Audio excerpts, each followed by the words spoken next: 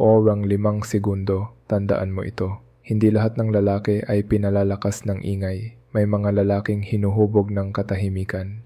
Habang karamihan ay lumalaki sa sigaw ng coach, payo ng ama, at tawanan ng barkada, may iilang lalaki na ibang landas ang dinaanan. Hindi sila hinubog ng palakpakan, papuri o atensyon. Hinubog sila ng mga sandaling walang nagsasalita. Mga oras na walang umaalalay. Mga panahong mag-isa silang nakikinig sa sarili nilang isip. Dito nagsisimula ang kwento ng lalaking Sigma, hindi sa labanan, hindi sa entablado ng tagumpay, kundi sa tahimik at madalas malungkot na mga taon ng pagkabata. Ang tahimik niyang katatagan at ang kalayaang hindi basta-basta nayayanig ay hindi produkto ng swerte o papuri ng mundo. Ito ay resulta ng mga panahong wala siyang ibang sandigan kundi ang sarili niya. Mga panahong ang katahimikan ay parang kakulangan, pero kalaunan ay naging lakas. Sa video na ito, susuriin natin kung paano ang katahimikan sa murang edad ay hindi sumira sa kanila.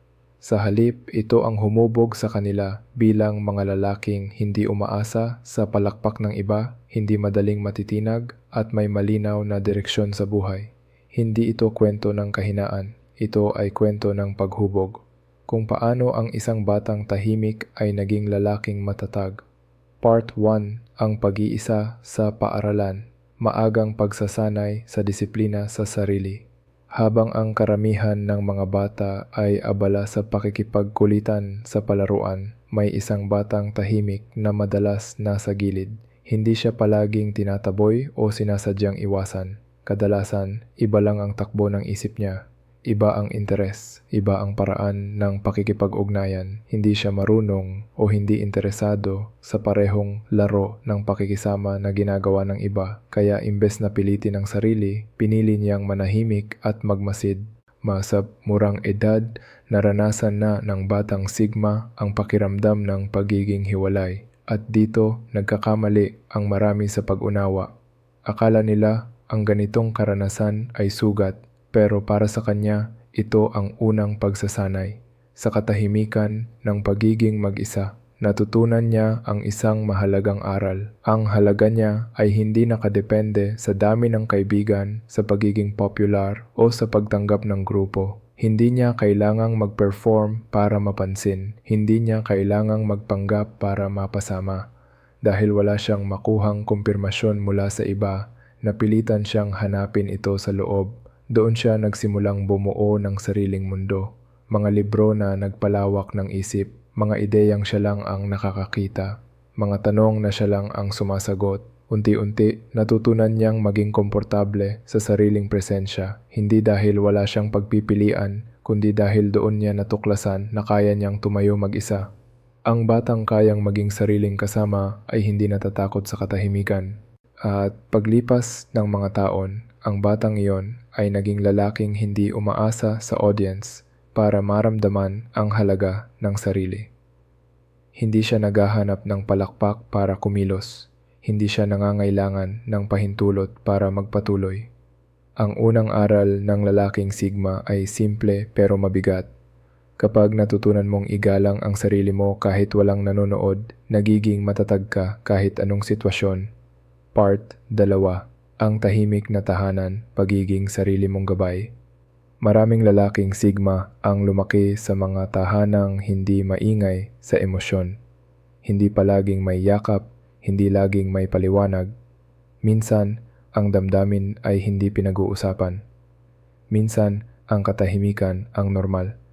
Maaring ang mga magulang ay abala, malayo o hindi marunong magpahayag ng nararamdaman. Hindi dahil masama sila, kundi dahil ganon din sila pinalaki. Sa ganitong kapaligiran, natutunan ng bata na hindi palaging may tutulong sa pag-unawa ng emosyon o sa pagdedesisyon ng tama at mali. Kaya napilitan siyang maghanap ng direksyon sa loob. Hindi siya umasa sa gabay na hindi dumarating. Hindi siya naghihintay ng paliwanag na hindi ibinibigay. Sa murang edad, natuto siyang pakalmahin ang sarili. Natuto siyang mag-isip bago kumilos. Natuto siyang obserbahan ang mga nangyayari at bumuo ng sariling konklusyon. Ang mga tanong na hindi sinasagot ng matatanda, siya mismo ang sumagot. Dito unti-unting nabuo ang kanyang panloob na awtoridad. Hindi siya umaasa sa utos para kumilos. Hindi siya naghahanap ng boses na magsasabing tama siya. Natutunan niyang pagkatiwalaan ang sariling paghatol. Ang katahimikan sa bahay ay hindi nag-iwan ng puwang. Sa halip, naglatag ito ng sistema sa loob ng kanyang isipan. Habang ang iba ay lumaki na laging naghahanap ng lider na susundan, siya ay lumaking marunong manguna sa sarili. Hindi dahil gusto niyang kontrolin ang iba, kundi dahil natutunan niyang hawakan ang sariling direksyon. At pagdating ng tamang panahon, ang batang walang gabay ay naging lalaking hindi naliligaw dahil ang direksyon niya ay hindi nanggagaling sa labas. Part 3. Ang katahimikan bilang kanlungan, pagbuo ng panloob na mundo. Kapag ang mundo sa labas ay magulo, maingay o hindi ka tinatanggap, may dalawang pagpipilian ang isang bata, sumabay sa gulo o umatras at maghanap ng tahimik na lugar. Ang batang Sigma ay madalas pumipili ng ikalawa. Hindi ito pagtakas, ito ay paglikha. Sa mga oras na mag-isa siya, nakahanap siya ng kapayapaan sa mga librong binabasa, sa paglalakad sa kalikasan o sa tahimik na pag-iisip. Doon niya binuo ang isang mundong hindi hinuhusgahan, hindi minamadali at hindi binabasag ng ingay ng iba. Habang ang iba ay kumukuha ng saysay mula sa ingay at papuri ng paligid, natutunan niyang humugot ng lakas mula sa loob. Sa bawat oras ng katahimikan, hinahasa niya ang kakayahang mag-focus. Sa bawat sandaling mag-isa, lumalalim ang kanyang pag-unawa. Unti-unti, nabuo ang kanyang kakayahang mag-isip ng matagal, magplano ng maayos, at lutasin ang mga problema ng hindi nagmamadali. Ang mga kasanayang ito ay hindi itinuro sa kanya. Hinubog ito ng mga oras na walang kausap, walang distraction at walang umaalalay. Habang ang iba ay nasanay na kailangan ng patuloy na pampasigla, siya ay natutong lumikha nito sa sarili. Hindi siya madaling mabagot, hindi siya natitinag ng katahimikan. Sa halip, dito siya lalong lumalakas. Ang panloob na mundong binuo niya noong bata pa siya ay naging matibay na sandigan sa pagtanda. Isang lugar na maaari niyang balikan kapag ang mundo ay magulo muli. At sa mundong iyon, natutunan niyang ang tunay na lakas ay hindi laging nakikita. Minsan, ito ay tahimik na hinahasa sa loob. Part 4. Ang mga hindi natupad na pangako, pagbuo ng matinding pag-asa sa sarili. May mga batang maagang natututo ng isang masakit na aral. Hindi lahat ng pangako ay tinutupad. Hindi lahat ng tulong ay dumarating at hindi lahat ng inaasahan ay nasasagot. Para sa batang Sigma, paulit-ulit itong naranasan. May mga sandaling umasa siya pero walang dumating. May mga pagkakataong kailangan niya ng gabay pero walang nagpakita. Hindi dahil may masamang intensyon ang mga tao sa paligid niya, kundi dahil minsan kulang lang talaga sila. Pero ang epekto nito ay malalim. Sa murang edad, pumasok sa isip niya ang isang malinaw na konklusyon. Kung gusto mong maayos ang isang bagay, ikaw ang gagawa. Kung gusto mong maintindihan ang isang sitwasyon, ikaw ang mag-aaral. Kung kailangan mo ng lakas, ikaw ang maghahanap. Hindi siya natutong maghintay. Hindi siya nasanay umasa sa pagsagip. O sa halip, hinubog niya ang sarili na maging handa sa lahat ng pagkakataon. Ang bawat problema ay tinrato niyang hamon. Ang bawat kakulangan ay ginawang dahilan para matuto. Hindi siya nagrereklamo sa kawalan ng tulong. Inaayos niya ang sarili. Ang ganitong klase ng pag-asa sa sarili ay hindi yabang. Ito ay resulta ng karanasan.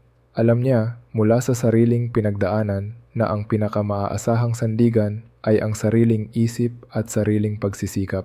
Kaya habang ang iba ay naghihintay ng pahintulot o tamang oras, siya ay kumikilos. Habang ang iba ay umaasa sa gabay ng iba, siya ay gumagawa ng sariling direksyon. Ang batang natutong lutasin ang sariling problema ay naging lalaking hindi natitinag ng mga pagsubok. Hindi dahil madali ang buhay, kundi dahil handa siyang harapin ito mag-isa. Part 5. Ang katahimikan na nagturo ng pakikinig at pagmamasid. Dahil hindi siya lumaki sa palaging pakikipag-usap, natutunan ng batang Sigma ang isang bihirang kasanayan, ang makinig ng buo, ang magmasid ng malalim. Habang ang iba ay abala sa pagsasalita, siya ay tahimik na nagmamasid. Sa bawat silid na kanyang pinapasukan, napapansin niya ang hindi nakikita ng karamihan. Ang tono ng boses, ang galaw ng katawan, ang mga ekspresyong mabilis lang lumitaw at agad nawawala. Sa kakulangan ng salita, doon siya natutong magbasa ng tao. Ang tahimik na pagsasanay na ito ay naging malaking bentahe. Madalas, nauunawaan niya ang intensyon ng isang tao kahit hindi pa ito sinasabi. Nakikita niya ang tensyon bago pa ito sumabog. Nararamdaman niya ang pagbabago ng dinamika kahit walang nagsasalita tungkol dito. Hindi siya basta nakikisali sa usapan dahil hindi niya kailangang magsalita para malaman ang nangyayari. Natutunan niyang ang mga sagot ay hindi laging binibigkas. Kadalasan, ito ay makikita sa pagitan ng mga salita. Sa pagtanda, ang kakayahang ito ay lalo pang tumibay. Kaya niyang pumasok sa isang lugar at agad maunawaan kung sino ang may impluensya, sino ang nag-aalangan at sino ang nagpapanggap. Hindi ito hinala, ito ay resulta ng matagal na pagmamasid. Habang ang iba ay nagtatanong para makakuha ng linaw, siya ay tahimik na nag-iipon ng impormasyon. Hindi siya nagmamadali. Hindi siya basta naniniwala sa unang impresyon. Pinag-aaralan niya muna ang galaw ng mga tao. Ang kanyang pagkabata ay hindi puno ng usapan kundi ng pagkatuto. At ang edukasyong iyon ay hindi natapos sa paaralan. Hanggang ngayon, patuloy niyang ginagamit ang katahimikan bilang sandata ng pag-unawa. Part 6. Ang pag-iisa na nagbago ng sakit tungo sa lakas. Ang kalungkutan sa murang edad ay may dalawang posibleng bunga. Maaari itong mag-iwan ng galit o maaari itong humubog ng lalim. Para sa batang Sigma, ang pag-iisa ay naging isang proseso ng pagbabago. Wala siyang ibang pagpipilian kundi ang harapin ang sariling mga iniisip. Walang ingay na maglilihis ng atensyon. Walang taong sasalo ng bigat ng damdamin.